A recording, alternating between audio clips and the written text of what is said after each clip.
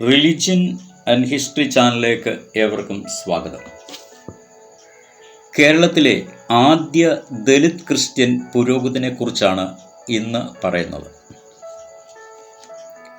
കേരളത്തിലെ ആദ്യ ദലിത് ക്രിസ്ത്യൻ പുരോഹിതൻ ആരായിരുന്നു എന്ന് ചോദിച്ചാൽ ഒരു ചരിത്ര വിദ്യാർത്ഥിയുടെ മനസ്സിൽ ആദ്യം തെളിയുന്ന പേര് കോർന്നല്യോസ് ഹൂട്ടൻ എന്നായിരിക്കും. അതെ, അതിനുവേണ്ടി ഒരു പുലയക്കുട്ടിയായ ഹൂട്ടൻ സഹിച്ച യാതനകളും വേദനകളും വിലമതിക്കാനാവാത്തതാണ്.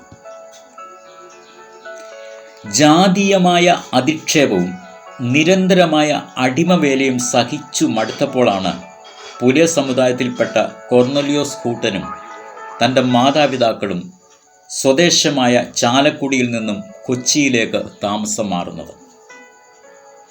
അവിടെ വെച്ച് വിദേശ മിഷണറിമാരായ സായിപ്പന്മാർ ഹൂട്ടനെയും കുടുംബത്തെയും സ്നാനപ്പെടുത്തി.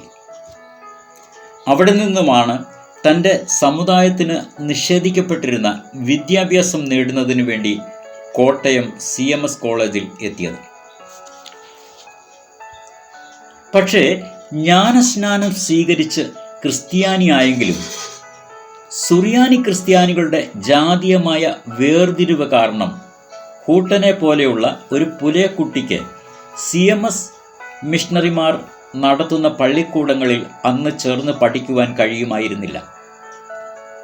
മറ്റ് സവർണ സമുദായങ്ങളെപ്പോലെ അന്നത്തെ സുറിയാനി ക്രിസ്ത്യാനികളും ജാതീയമായ മേൽക്കോയ്മകൾ വെച്ച് പുലർത്തുകയും അത് പ്രകടമാക്കുകയും ചെയ്തിരുന്നു എന്നതാണ് യഥാർത്ഥ സത്യം.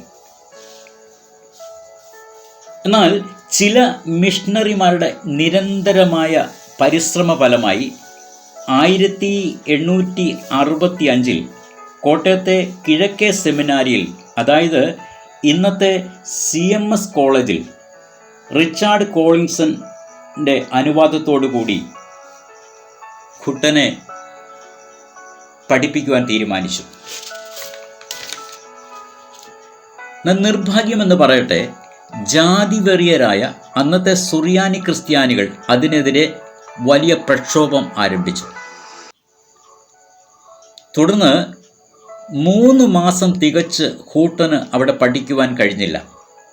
മേൽജാതിക്കാരെന്ന് സ്വയം അവകാശപ്പെട്ടിരുന്ന സുറിയാനി ക്രിസ്ത്യാനികളായ തൻ്റെ സഹപാഠികളുടെ നിരന്തരമായ ജാതീയ പീഡന നിമിത്തം കോളേജ് അധികാരികളുടെ അറിവോടെ ഹൂട്ടൻ ഒരു രാത്രി സെമിനാരിൽ നിന്നും ഓടി രക്ഷപ്പെടുകയായിരുന്നു.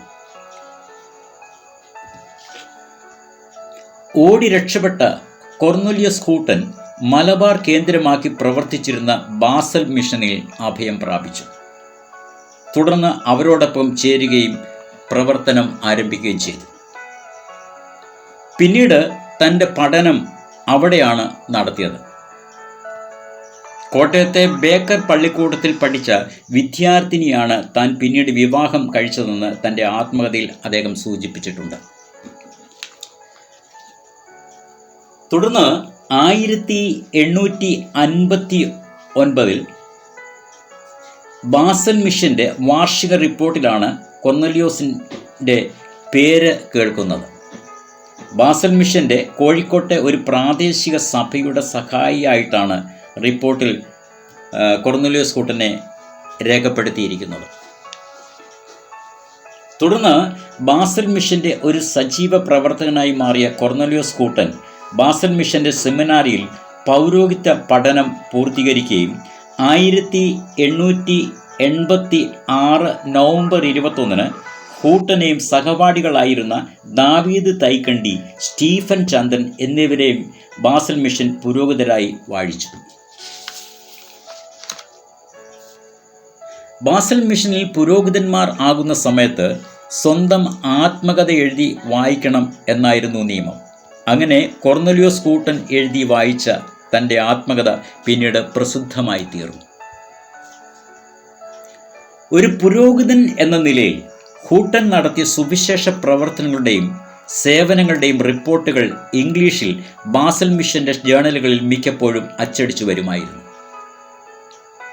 അദ്ദേഹത്തിൻ്റെ പ്രവർത്തന മികവ് കണക്കിലെടുത്ത് 1891 ധർമ്മപട്ടണം സഭയുടെ പട്ടക്കാരനായി അദ്ദേഹത്തെ അവരോധിച്ചു.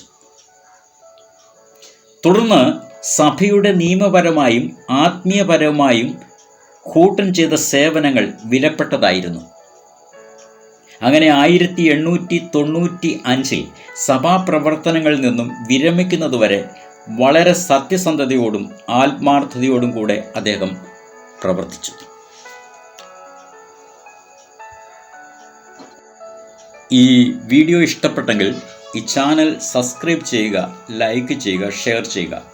വീണ്ടും ഇതുപോലെയുള്ള അറിവുകളുമായി നിങ്ങളുടെ മുമ്പിൽ എത്തുന്നതുവരെ എല്ലാവർക്കും നന്ദി, നമസ്കാരം.